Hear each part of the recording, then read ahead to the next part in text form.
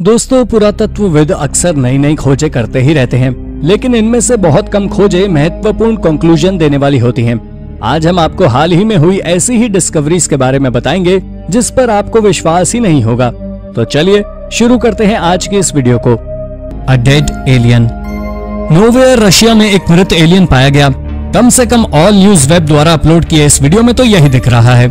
Video के अनुसार रूस के बरियशिया में, जो कि साइबेरिया की यूएफओ हॉटस्पॉट साइट के काफी नजदीक है, वहां ये मृत एलियन पाया गया। वीडियो रिकॉर्ड करने वाले आदमी का कहना था उसने इस बर्फीली जगह पर इस एलियन को वीडियो रिकॉर्ड करने के 2 घंटे पहले खोजा था। उसका यह भी कहना था कि शायद ये एलियन कई दिन पहले मरा होगा और बर्फ और ठंडे एनवायरनमेंट की वजह से बॉडी प्रिजर्व्ड है। वीडियो में दिखाया ये क्रीचर बहुत छोटे आकार का था और इसकी तुलना सचमुच एलियन से की जा सकती है। इसे खोजे जाने के बाद इसका क्या हुआ, इसके बारे में किसी को कोई जानकारी नहीं है। कुछ लोग इस वीडियो को फेक बता रहे हैं, जबकि कुछ का कहना है ये एलियंस की एग्जिस्टेंस का सबूत है। आपको क्या लगता है, क्या ये वीडियो सच है या फिर एडिटिंग और फोटोशॉप का एक और नमूना? आप अपना जवाब हमें कमेंट करके जरूर बताएं। रॉयस्टन केव। आर्कियोलॉजिस्ट के अनुसार इंग्लैंड की रॉयस्टन केव नामक ये जगह एक समय में नाइट्स टेम्पलर के लिए हैंग आउट करने की खुफिया जगह हुआ करती थी। हालांकि इस बात का कोई सबूत नहीं है कि यहाँ कोई सीक्रेट सिविलाइजेशन थी, लेकिन यहाँ से कुछ रिलीजियस एक्टिविटीज के साक्ष्य जरूर मिले हैं। इस गुफा को 1742 में कुछ कंस्ट्रक्शन वर्कर्स ने खोजा था। उसके बाद से कई बार अवशेषों की तलाश में आर्कियोलॉजिस्ट ने खंगाला। इस पर रिसर्च करने वाले सभी पुरातत्वविदों का यही मानना है कि यह गुफा पहली बार 13वीं सदी में बनाई गई थी। रहस्य ये है, इस गुफा में बनी एनिग्मेटिक पेंटिंग्स कोई नहीं जानता इन्हें किसने बनाया था। इन पेंटिंग्स में न सिर्फ नाइट्स टेम्पलर से जुड़े सिंबल्स थे, बल्कि कुछ सिंबल्स पैगनिज्म से भी जुड़े थे। एक्सपर्ट्स का कहना है कि 2 अलग अलग रिलीजियस कल्चर के लोग अलग अलग समय पर इस जगह को इस्तेमाल करते थे, लेकिन ये लोग कौन थे, इनके बारे में पुरातत्वविदों को कोई जानकारी नहीं है। सेफ। हमारी लिस्ट का अगला आर्टिफैक्ट अप्रैल 1994 में खोजा गया था। जब आर्कियोलॉजिस्ट ने इसे खोजा, उस समय में ये काफी डेलिकेट स्थिति में था और इसे सही सलामत बाहर निकालना भी एक बड़ा टास्क था। इसका अंदाजा आप इसी बात से लगा सकते हैं कि आर्कियोलॉजिस्ट इसे 2017 में सुरक्षित बाहर निकाल पाए हैं। ये लकड़ी की बनी एक अलमारी थी। इसमें लोहे की बनी हुई कई स्पाइक्स भी लगी हुई थी, जिसकी वजह से अगर कोई भी इसे गलत तरीके से खोलने या छूने की कोशिश करता तो उसका जख्मी होना तय था। इसका प्रयोग जरूरी डॉक्यूमेंट्स और कीमती चीजों को चोरों से बचाने के लिए किया जाता रहा होगा। ये रोमन एम्पायर के समय की थी और पुरातत्वविदों का कहना है ये जरूर किसी रोमन की रही होगी। इसका स्पेन में मिलना इसे और भी सस्पिशियस बना देता है। Z burial suit. चाइना का हैन वंश काफी समृद्ध और अमीर सभ्यता थी। इन लोगों ने अपने समाज के मृत लोगों को दफन करने के लिए एक बरियल सूट तैयार किया था। ये बरियल सूट्स बहुत अनोखे थे और मोज़ेक टाइल को यूज करके जेड सूट के बने थे। प्राचीन चीन में जेड सबसे प्रीशियस स्टोन हुआ करता था और ऐसा माना जाता था कि यह शुद्धता और अखंडता को चिन्हित करता है। 1968 में पुरातत्वविदों ने ऐसे 2 सूट्स खोजे। इनमें से एक को 2498 जेड प्लेट्स का यूज करके बनाया गया था। इन प्लेट्स को गोल्ड, सिल्वर आदि मेटल्स के तारों से जोड़कर सूट बनाया जाता था। कई जेड सूट्स की खोज के बाद वैज्ञानिकों ने यह कंक्लूजन निकाला कि जिस तरह के तारों का प्रयोग जेड सूट को बनाने में किया जाता था, उससे ही मृतक के स्टेटस के बारे में पता चलता था। जैसे राजाओं के सूट में सोने के तारों का इस्तेमाल होता था, वहीं प्रिंस और प्रिंसेस के सूट चांदी के तारों के बने होते थे। 7 मिलियन ईयर ओल्ड ट्रीज। 2007 से पुरातत्वविद हंगरी की एक आर्कियोलॉजिकल साइट पर काम कर रहे थे। ये साइट पहले से ही चर्चा में रही थी क्योंकि यहाँ पर 70 लाख वर्ष पुराना एक पेड़ पाया गया था। लेकिन फरवरी 2021 में यहाँ से जो मिला उसने सभी को और भी ज्यादा हैरान कर दिया। ये सोने से बने कोन्स और हुप्स लगभग 6000 साल पुराने यानी कॉपर एज के समय के थे। ये आर्टिफैक्ट्स बोड्रोग्रेस कल्चर के समय के थे। ये लोग कार्पथियन बेसिन एरिया में रहने वाले पहले लोग थे जिन्होंने गोल्ड ज्वेलरी बनाना और पहनना शुरू किया था। ये सभी आर्टिफैक्ट्स 3 मकबरों से मिले हैं और ऐसा माना जा रहा है कि ये तीनों टूम्ब औरतों के ही थे। इसके साथ ही एक आदमी की भी कब्र मिली है जिसे स्टोन ब्लेड, पत्थर की बनी कुल्हाड़ी और कॉपर पिन के साथ दफन किया गया था। इसके अलावा यहाँ से महिला की एक कब्र भी मिली है जिसके सिर पर मुकुट था, यानी वो जरूर शासिका रही होगी। ऐसा माना जा रहा है कि उस समय महिलाएं पुरुषों से ज्यादा शक्तिशाली होती थी। Tombs of warrior women. हाल ही में रूस में एक टूम खोजा गया जिसमें 4 वॉरियर वुमेन को एक साथ दफन किया गया था। ये लगभग 2500 साल पुराने हैं, यानी नोमैडिक लोगों के समय के। इन लोगों को सिंथिया कहा जाता था। सिंथियंस वाकई कमाल के योद्धा होते थे। प्राचीन सभ्यताओं में ये एकमात्र ऐसा समूह था जिसकी तुलना आप ग्रीक अमेजोनियन वॉरियर से कर सकते हैं। ये लोग ट्राइब्स में रहते थे। और छोटी उम्र से ही लड़के लड़कियों को युद्ध की ट्रेनिंग दिया करते थे। यहाँ अधिकतर महिलाओं को हथियारों के साथ ही दफन किया गया है। 4 वॉरियर वाले इस टूम में भी 3 अलग अलग जनरेशंस की महिलाएं हैं। एक लड़की की उम्र तो मृत्यु के समय सिर्फ 12 साल की थी, जबकि बाकी 2 20 साल की और चौथी 50 साल ही है।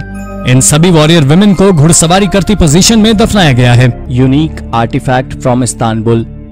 2004 से इस्तांबुल में चल रहे मार्मराई प्रोजेक्ट के दौरान एक्सपर्ट्स ने 40,000 से भी अधिक आर्टिफैक्ट्स इकट्ठा किए हैं और इन खोजों से क्षेत्र के इतिहास के बारे में कई रोचक बातें सामने आई हैं।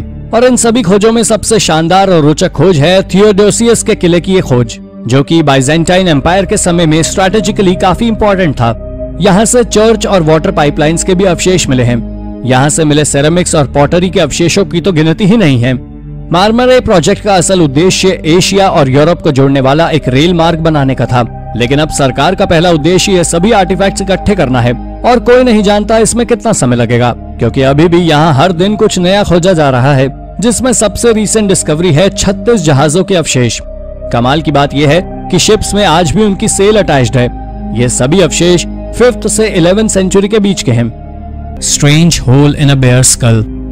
हाल ही में इमानिया केव्स में रिसर्चर्स को केव बेयर का एक स्कल मिला।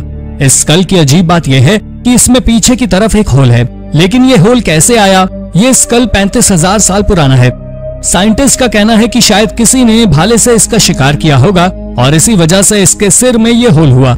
क्या सचमुच हमारे पूर्वज 35,000 साल पहले केव बेयर्स जैसे खतरनाक शिकारियों का शिकार किया करते थे? और अगर इस बेयर के स्कल का ये होल वाकई शिकार की वजह से था, तो मनुष्य के केव बेयर के शिकार का यह पहला उदाहरण हो सकता है।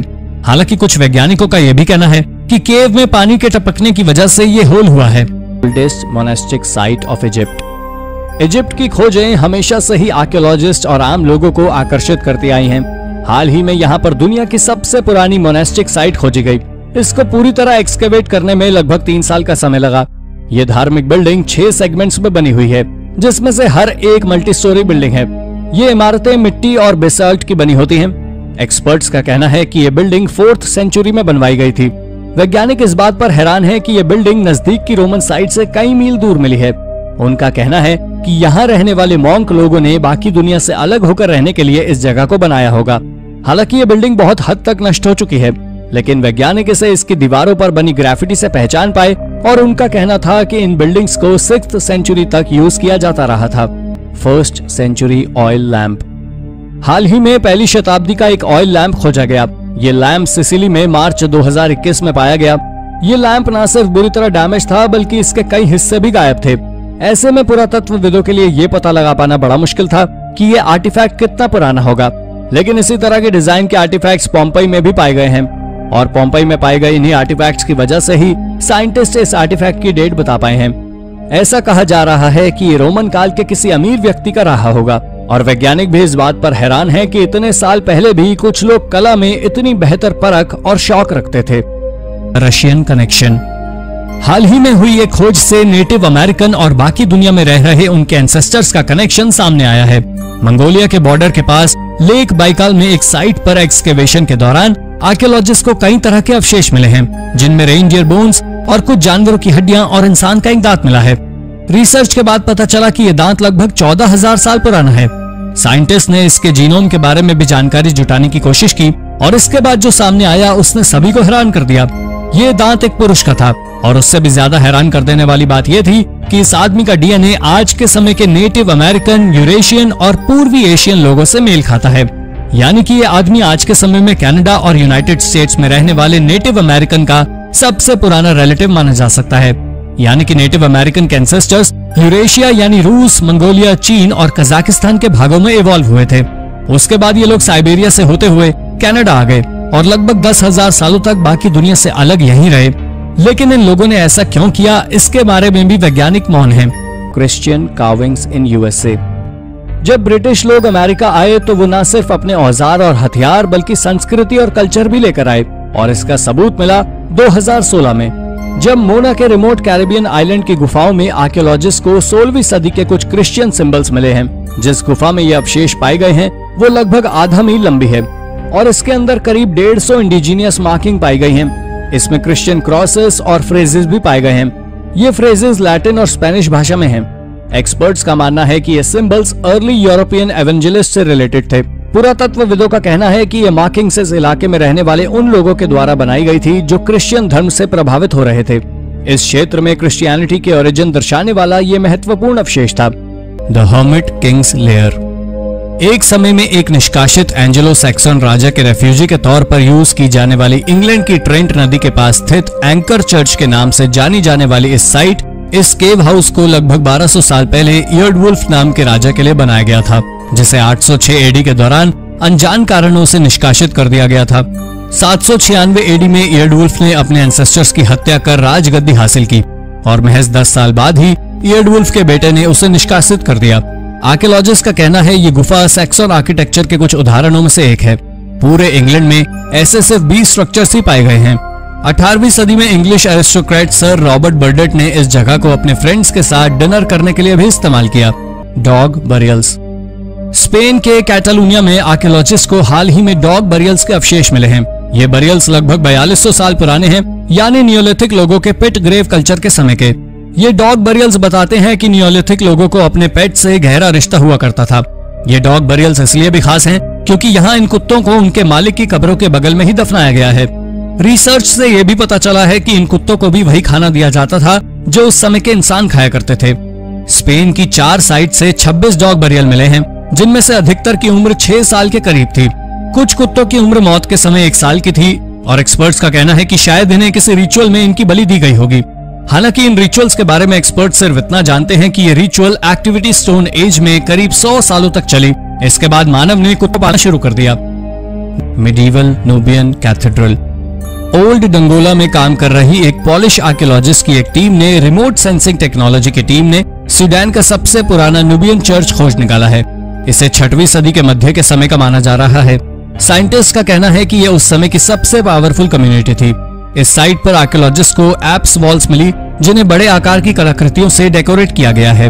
इसके साथ ही यहाँ पर एक बड़े डोम के शेप का एक मकबरा भी मिला है, जिसके बारे में ऐसा माना जाता है कि ये किसी आर्क बिशप का बरियल टूम है। इसकी चौड़ाई 26 मीटर है, जबकि लंबाई एक 3 स्टोरी बिल्डिंग जितनी होगी। इस जगह पर 1964 से एक्सकेवेशन कार्य जारी है, पर वैज्ञानिक आज भी इसे बनाने का एग्जैक्ट समय नहीं पता लगा पाए हैं। आर्कियोलॉजिस्ट का कहना है कि आने वाले समय में इस जगह से नूबियन कल्चर से जुड़ी कई रोचक तथ्य सामने आ सकते हैं। स्टोलन रोमन फ्रेस्कोस 1970 में पोम्पई में स्टेबी नाम की जगह पर किसी ने गैर कानूनी रूप से पहली सदी की एक रोमन वॉल फ्रेस्को के 3 टुकड़े चुरा लिए। इन पीसेस में से एक में एक हाथ में ट्रे पकड़कर नाचती हुई औरत का चित्र था, वहीं दूसरी में एक औरत का सिर और तीसरे में बांसुरी बजाते एक चेरुब का चित्र बना था। एक लंबी इन्वेस्टिगेशन के बाद पिछले साल इन्हें रिकवर कर लिया गया। गिलियाना नाम के गांव से भी 2012 में ऐसे ही 3 फ्रेस्कोस बरामद हुए थे। इन अवशेषों को एक खुफिया टनल के द्वारा गैर कानूनी तरीके से स्मगल करने के लिए रखा गया था, लेकिन अच्छी बात यह रही कि पुलिस ने इस रैकेट को इन अवशेष को स्मगल करने से पहले ही पकड़ लिया। इस घटना के बाद सिविटा गुइलियाना में खुदाई की, यहाँ से कई अन्य अवशेष भी पाए गए, लेकिन ज्यादातर अवशेष चोरी हो गए थे, इसलिए वैज्ञानिक किसी भी कंक्लूजन पर नहीं पहुंच पाए। वाइकिंग एरा टूम्स 800 एडी से 1050 एडी तक के समय के लिए रही वाइकिंग एरा टाइम पीरियड के लिहाज से भले ही एक छोटा समय हो, लेकिन इसके बावजूद ये यूरोपियन हिस्ट्री का एक बड़ा हिस्सा रहा है और पुरातत्वविदों के लिए हमेशा से आकर्षण का केंद्र रहा है। वाइकिंग्स के बारे में आज भी नई नई जानकारियां सामने आ रही हैं। हाल ही में स्वीडन के सिग्टुना नामक टाउन में 7 वाइकिंग टूम खोजे गए। ये 900 एडी के समय के हैं और इस टूम में 4 एडल्ट और 4 बच्चों के शरीर के अवशेष मिले हैं। ऐसा माना जा रहा है कि इनमें से 2 बच्चे ट्विन माने जा रहे हैं, शायद इसलिए इन दोनों को एक साथ दफन किया गया। इनकी मौत काफी छोटी उम्र में ही हो गई थी। इसके अलावा पुरातत्वविदों को यहाँ से लेदर की बेल्ट भी मिली है, जिसकी फिटिंग्स लोहे की थी। कुछ वाइकिंग्स के मुंह में चांदी का सिक्का भी मिला है। एक्सपर्ट्स का कहना है इस क्षेत्र के वाइकिंग्स के बीच ये काफी कॉमन प्रैक्टिस थी। ये वाइकिंग टूम सिग्टुना के सबसे पुराने क्रिश्चियन बरियल्स हैं। पॉइन होर्ड आज के समय में रूस में स्थित फैनेगोरिया नाम का प्राचीन शहर बॉस्पोरन किंगडम के समय में काफी अमीर और समृद्ध शहर था और यही वजह रही कि सदियों तक इस शहर में तमाम लोगों ने इसे लूटने के लिए हमले किए। इस पर हमला करने वालों में हंस, टर्क्स तथा अन्य कई समुदाय शामिल हैं। 6वीं सदी के मध्य में यहाँ पर एक लूट हुई जिसमें यहाँ के किसी व्यक्ति ने अपना सारा खजाना रख कर जला दिया। हाल ही में पुरातत्वविदों ने इसे खोजा और इसमें 80 ब्रॉन्ज कॉइन्स थे। इन सिक्कों में 3री सदी के आखिर और 4थी सदी के शुरुआती बॉस्पोरन राजा के चित्रों को उकेरा गया था। Roman road. हाल ही में हुई एक रोमन रोड की खोज ने पुरातत्वविदों को भी हैरानी में डाल दिया। इस खोज के बाद पुरातत्वविदों का कहना है कि 5th सेंचुरी में हुई इस शहर की ऑफिशियल खोज के काफी पहले ही ये शहर बस चुका था। यानी वेनिस इक्गुन नाम की जो जगह आज डूब चुकी है, रोमन काल में वहां बसते थे। हालांकि एक्सपर्ट्स को भी यहाँ रहने वाले लोगों की पॉपुलेशन के बारे में जानकारी नहीं थी। हाल ही में हुई एक रिसर्च में सामने आया है कि ट्रिपोर्टी चैनल पर 12 स्ट्रक्चर्स हैं, जिनकी ऊंचाई लगभग 3 मीटर है। वहीं इनकी लंबाई 53 मीटर के करीब होगी। वहीं स्कूबा डाइवर्स ने 4 अन्य स्ट्रक्चर्स खोजे हैं जो 4 मीटर ऊंचे और 135 मीटर लंबे हैं। यानी शायद अब जलमग्न हो चुके ट्रिपोर्टी चैनल पर एक बसा बसाया सेटलमेंट था जिसे खोजा जाना बाकी है। Demonic skull and Nazi briefcase. हाल ही में रशियन रिमोट रेंज में एक अजीब सा दिखने वाला स्कल पाया गया। यह किसी भी नॉन स्पीशीज के स्कल जैसा नहीं है। वैज्ञानिक इसकी तुलना किसी एलियन स्पीशीज से कर रहे हैं। इसके अलावा कुछ समय बाद इसी जंगल में एक ब्रीफकेस पाया गया जिसमें नाजी सीक्रेटिव इंस्टीट्यूट का लोगो बना हुआ था। लोगों ने इस ब्रीफकेस और स्कल के बीच कनेक्शन ढूंढना शुरू कर दिया। जैसा कि हम सभी जानते हैं कि हिटलर और उसके दोस्त एलियन से काफी इंप्रेस थे और उनसे कांटेक्ट करने को आतुर भी। तो क्या यह सचमुच किसी एलियन का स्कल था या फिर कोई विलुप्त हो चुकी स्पीशीज जिसके बारे में हम नहीं जानते? उस समय रूस के इन जंगलों में क्या चल रहा था, ये अब एक बड़ा रहस्य बन गया है। Submarine hideout. हाल ही में रूस में एक सबमरीन हाइडआउट खोजा गया। वैसे तो इसे ग्रेट वॉर के अंत समय में सोवियत यूनियन द्वारा बनाया गया था, लेकिन इसे कभी इस्तेमाल नहीं किया गया। इसका कंस्ट्रक्शन 1960 में शुरू हुआ था और 1980 में इसे बनाने का कार्य थोड़ा धीमा पड़ गया और फिर यह कभी खत्म नहीं हुआ। इसमें 2 बड़ी पैरेलल टनल्स को छोटी छोटी टनल से जोड़ा गया है। ऐसा बताया जा रहा है कि ये हाइडआउट इंडिस्ट्रक्टिबल है और न्यूक्लियर बॉम्ब का सीधा वार सह सकता है। Oldest salt making facility. नमक का इस्तेमाल तो हम सभी करते हैं, लेकिन क्या आपको पता है सबसे पहले नमक का निर्माण कब और कहां शुरू हुआ? खैर, बाकी दुनिया के बारे में तो हम नहीं जानते, लेकिन मार्च 2021 में पुरातत्वविदों ने यॉर्कशायर इंग्लैंड में एक 6000 साल पुरानी नमक बनाने वाली फैक्ट्री ढूंढ ली है। आर्कियोलॉजिस्ट का कहना है कि ये यूरोप की सबसे पुरानी नमक बनाने वाली फैक्ट्री थी। ये नियोलिथिक एरा के शुरुआती समय की फैक्ट्री है। इसके अलावा इस साइट से पुरातत्वविदों को स्टोन, फ्लिंट और सेरेमिक भी मिले हैं। इन आर्टिफैक्ट्स का डिजाइन फ्रांस में मिले उसी समय के आर्टिफैक्ट्स जैसा ही है। ये बात सालों से चली आ रही इस मान्यता की पुष्टि करती है कि यॉर्कशायर में रहने वाले नियोलिथिक लोग फ्रांस से आए थे। Ancient necropolis. मॉस्को के नजदीक एक 4500 साल पुराना नेक्रोपोलिस पाया गया। इस नेक्रोपोलिस के भीतर रूस की एक रहस्यमय सिविलाइजेशन फातेयानोवो कल्चर के लोगों की कब्रें थी और यही वजह थी कि ये खोज आर्कियोलॉजिस्ट के लिए बहुत महत्वपूर्ण है, क्योंकि इन अवशेषों की मदद से उन्हें सिविलाइजेशन के कई रहस्य को सुलझाने में मदद मिल सकती है। ये लोग पहले रशियन किसान थे। इनकी कब्रों में रिसर्चर्स को बैटल एक्सेस, स्पीयर, कई एरोहेड्स आदि भी मिले हैं। ये कल्चर 2900 BC के दौरान शुरू हुआ और करीब 900 सालों तक रूस में फला फूला। हालांकि साइंटिस्ट के लिए इन लोगों के बारे में ज्यादा कुछ बता पाना संभव नहीं है, क्योंकि ये लोग अपनी कब्रें रेत में बनाते थे जहां हजारों सालों तक कुछ भी प्रिजर्व नहीं रहता। Mystery holes in the ground. Siberian tundra में कुछ बड़े आकार के होल्स दिखाई दे रहे हैं। कुछ क्रेटर्स तो 30 मीटर गहरे और 18 मीटर चौड़े हैं और कमाल की बात यह है कि ये परफेक्टली सर्कुलर शेप के हैं। पहले तो साइंटिस्ट समझ ही नहीं पा रहे थे कि ये गड्ढे यहाँ कैसे आए और इनका यूज क्या था, लेकिन ऐसा नहीं था। असल में ये गड्ढे मीथेन गैस इवॉल्व होने की वजह से हुए थे। चूंकि 2020 रूस का सबसे गर्म साल था, इसलिए परमाफ्रॉस्ट मेल्ट हो रही थी। इन गड्ढों के आकार से आप समझ सकते हैं कि मीथेन कितनी अधिक मात्रा में इवॉल्व हो रही थी। असल में जब मीथेन गैस इवॉल्व होती है तो ये बबल बनाती है और इस बबल के विस्फोट से इस तरह के खतरनाक गड्ढे बन जाते हैं। इसकी तुलना आप किसी ग्रेनेड के विस्फोट से भी कर सकते हैं। पैरेट इन साउथ अमेरिका। शायद आपको यकीन न हो, लेकिन इस मृत तोते के अवशेष ने साउथ अमेरिका के ट्रेड इतिहास से जुड़े कई रहस्य खोल दिए हैं। ये ममीफाइड पैरेट को हाल ही में एटाकामा डेजर्ट में खोजा गया। ये साउथ अमेरिका के सबसे सोफिस्टिकेटेड ट्रेड नेटवर्क का सबूत है। ये तोता 12वीं शताब्दी के समय का है। उस समय यहाँ के लोग पक्षियों को काफी पसंद किया करते थे और मरने के बाद रिस्पेक्ट दर्शाने के लिए पक्षियों को साथ में दफन भी किया जाता है। लेकिन अजीब बात यह है कि एटाकामा डेजर्ट में कभी पैरेट्स पाए ही नहीं जाते थे।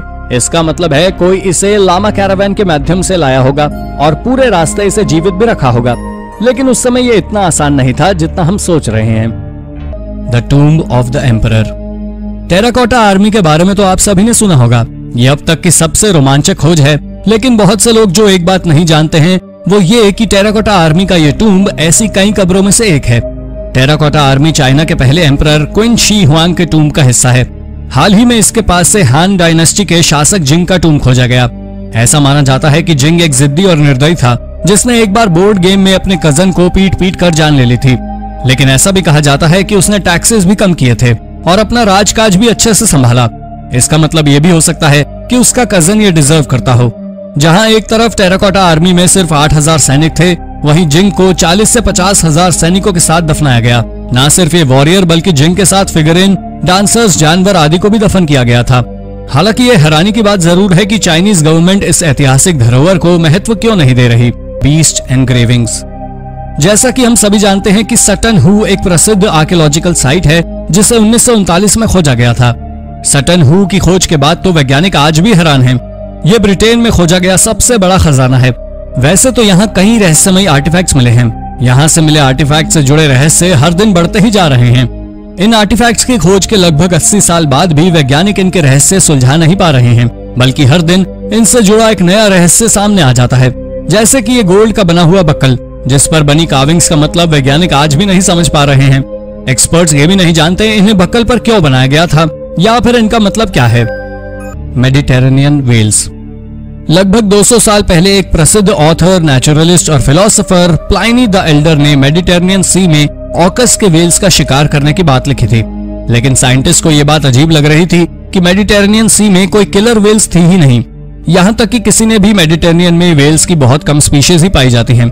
इसीलिए अब रिसर्चर्स का मानना है कि प्लाइनी डॉल्फिन्स को व्हेल समझ रहे होंगे। लेकिन हाल ही में हुई एक खोज से प्लाइनी की बात सही साबित होने लगी है। रिसर्च टीम को यहाँ व्हेल्स की हड्डियां मिली हैं। इस खोज ने सालों से मानी जा रही थ्योरी को बदलकर रख दिया है। Prehistoric beast. हाल ही में वैज्ञानिकों ने लाखों साल पुराने एक जीव का अवशेष खोज निकाला। ऐसा माना जा रहा है कि ये दुनिया के पहले वर्टिब्रेट्स हैं जो लगभग 310 मिलियन वर्ष पहले आज के समय में इलिनॉइस की मेजन क्रीक नामक जगह पर इवॉल्व हुए थे। जोमगैंडर बोल्टी नाम से जाना जाने वाला यह जीव सिर्फ 5 सेंटीमीटर लंबा था। इसका शरीर लंबा, लिम्स छोटे और स्कल ब्लंट शेप का होता था। इसके शरीर पर धारियां बनी रहती थी और साइंटिस्ट का मानना था कि ये धारियां डर्ट को रिपेल कर सकती हैं, यानी ये अंडरग्राउंड रहा करते थे और सांपों की तरह रेंगते थे। जे बोल्टी नाम के ये जीव लगभग 251 साल पहले विलुप्त हो गए। एक्सपर्ट्स का कहना है कि ये पहले एमनियोट्स थे, यानी ऐसे जीव जो एम्ब्रॉयस और फ्लूइड वाले एग्स प्रोड्यूस करते थे। ये अवशेष इस बात का सबूत है कि धरती पर एनिमल्स वैज्ञानिकों की कल्पना से बहुत अधिक तेजी से डाइवर्स हुए हैं। Wine rituals. हाल ही में जॉर्जिया में वाइन के ट्रेसेस मिले हैं। हालांकि इससे पहले भी कई जगह वाइन के ट्रेसेस पाए गए हैं, लेकिन इस खोज में सबसे अजीब बात यह है कि ये वाइन के ट्रेसेस ज़ूमॉर्फिक वेसल में मिले हैं।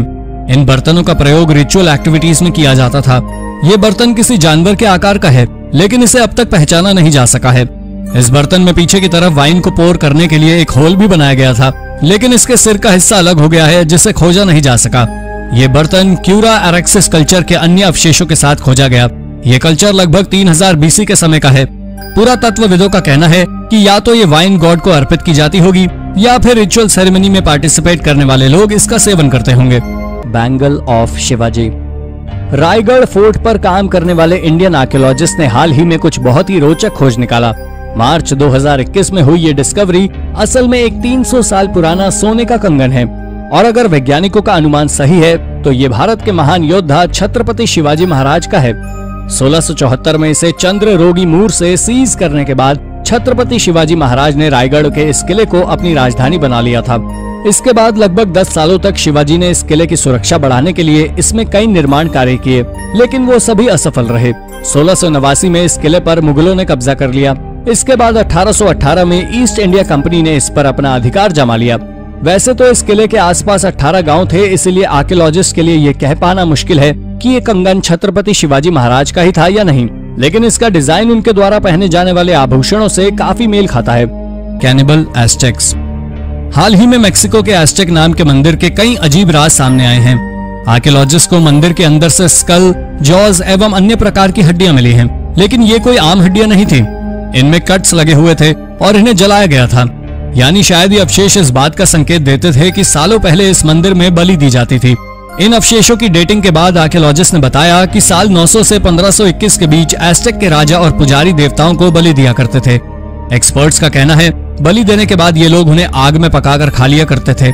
ऐसी मान्यता थी कि ऐसा करने से मरने वाले इंसान की शक्ति भी उसे खाने वाले में आ जाती है। हालांकि ये लोग रोजमर्रा की जिंदगी में ऐसा नहीं करते थे, बल्कि सिर्फ उच्च तबके के लोग कुछ विशेष रिचुअल्स में ऐसा किया करते थे। Castle of bones.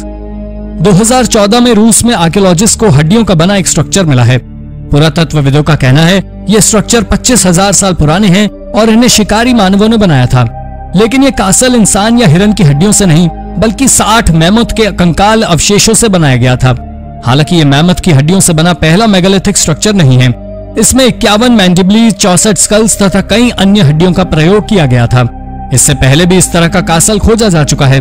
हालांकि यहाँ पर कोई और एनिमल बोन नहीं मिली है, इसीलिए एक्सपर्ट्स का कहना है यहाँ इंसान रहते नहीं थे, बल्कि इसे किसी तरह की मीटिंग या सेरेमनीज के लिए यूज किया जाता रहा होगा। Ancient Egyptian worship.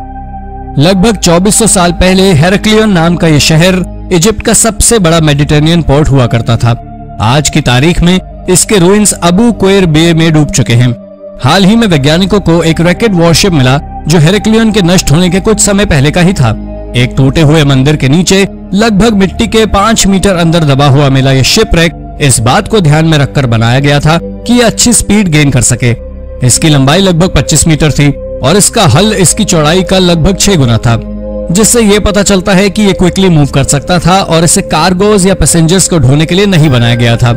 रिसर्चर्स का कहना है कि इस शिप को नाइल नदी में चलाने के लिए बनाया गया था।